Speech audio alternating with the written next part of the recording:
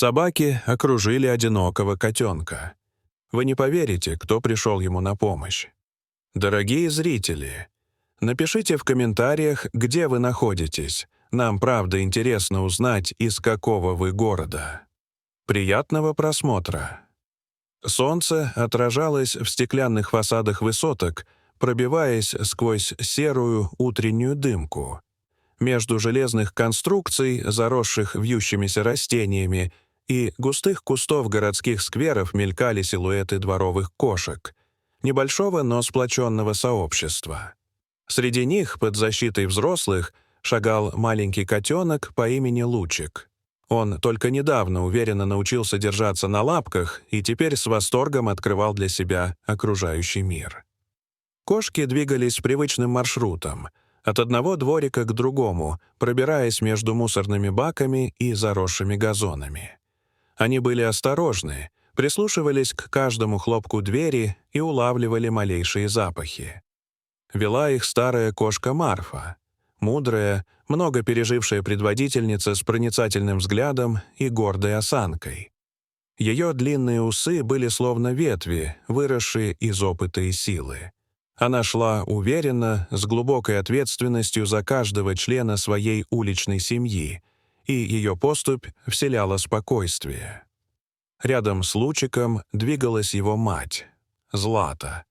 Молодая, но уже опытная кошка, она то и дело касалась сына носом, словно напоминая «я рядом». Но любопытство котенка было сильнее осторожности.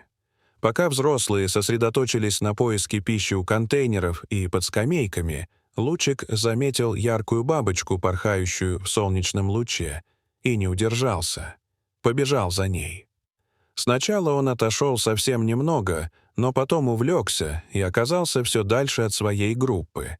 Ему не было страшно. Город казался полон чудес. Щебет воробьев, грохот трамвая вдали, шелест мусорных пакетов на ветру, хлопанье голубиных крыльев.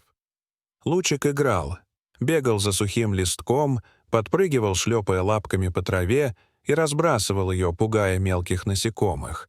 Он веселился, как может веселиться только дитя, не зная, что рядом таится смертельная угроза. Тем временем среди кошек нарастало беспокойство. Злата подняла голову, настороженно огляделась и тревожно мяукнула. Ответа не последовало. Она позвала снова, громче и настойчивее. Другие кошки насторожились. Марфа шагнула вперед, прижала уши и вскинула голову, улавливая запахи. В воздухе повисла тревога. Ее глаза сверкнули жестким светом.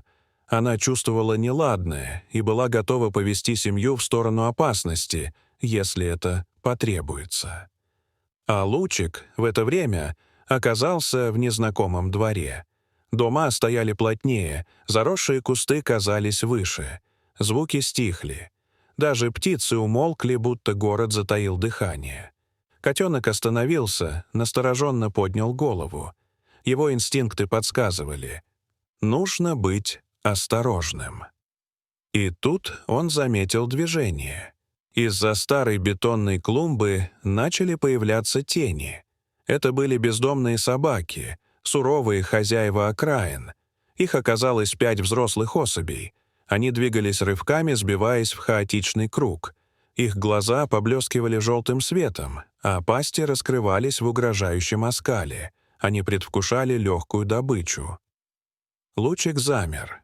Страх охватил его сердце, но не парализовал. В памяти всплыли сцены, когда взрослые кошки вставали на защиту друг друга, выгибали спину, угрожающе шипели и били лапой. Он попробовал сделать то же самое. Поднял голову, выгнул спинку, громко зашипел и топнул лапкой о землю. Его тонкие лапки дрожали, но он размахивал ими, пытаясь отпугнуть врагов. Первая собака приблизилась, пригибаясь к земле. Она метнулась вперед, но в тот момент Лучик резко зашипел и пронзительно взвизгнул. Собака остановилась. Обычно котята не сопротивлялись, но этот малыш вел себя иначе. Тем временем Злата мчалась через дворы, слыша зов сына. Она звала его, и ее тревожный крик перекрывал все другие звуки. Каждый ее прыжок звучал как удар сердца. За ней, настороженно и молчаливо, двигалась вся группа, а впереди шла Марфа. Ее крупная фигура раздвигала кусты. Ее дыхание было похоже на низкое урчание грозы. Она чувствовала, сейчас решается судьба ее семьи. Собаки начали наступать плотнее. Один из псов бросился вперед и царапнул лапой бок Лучика. Котенок взвизгнул, пронзительно, отчаянно. Он отступил на шаг, но тут же выпрямился и снова зашипел, пытаясь ударить лапкой. Пес отпрянул. Этот крик услышала Злата. Она узнала его. Зов своего детеныша невозможно было спутать. Ее ответный крик был мощным и пронзительным. Она неслась, будто сам город расступался перед ней. Через мгновение Злата ворвалась в круг собак. С рыком и не сбавляя скорости, она бросилась на врагов. Те отскочили, испугавшись ярости матери, но не ушли. Они кружили, выискивая слабости, издавая нервный лай и вой. Марфа в это время заняла позицию чуть выше, забравшись на бетонный поребрик. Ее фигура, широкая и сильная, возвышалась над ними. Она громко фыркнула, и это прозвучало как предостережение. Лучик прижался к боку матери, дрожа, но не сдаваясь.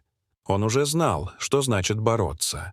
И тут появился новый звук — гул моторов. По узкому двору выехали машины городских служб. Почуяв людей, собаки сразу растворились в подворотнях. Люди в выцветшей форме знали, рядом с животными нельзя делать резких движений, моторы заглушили. Один из сотрудников, бывший ветеринар Сергей, взял рацию, коротко связался с базой, а затем медленно вышел. Его лицо было спокойным, он не раз сталкивался с подобным. Кошки уловили запах людей. Это был знакомый, невраждебный запах. Марфа не препятствовала, когда Сергей подошел к Лучику. Малыш дрожал, но не сопротивлялся. Бывший ветеринар достал аптечку из машины и быстро обработал рану, наложил повязку. Злата следила за каждым движением, готовая напасть даже на человека, если что-то пойдет не так. Когда машины уехали, группа кошек еще долго стояла на месте. Только когда солнце стало клониться к горизонту и небо окрасилось в багровый цвет, Марфа повела семью дальше. Лучик, прихрамывая, но с гордо поднятой головой, шагал рядом с матерью. В тот день городской мир показал, даже самый маленький котенок способен проявить невероятную стойкость. Дорогие зрители, что вы думаете об этой истории? Расскажите, пожалуйста, в комментариях. А если вам понравилось это видео, то ставьте лайк и подписывайтесь на наш канал. До свидания.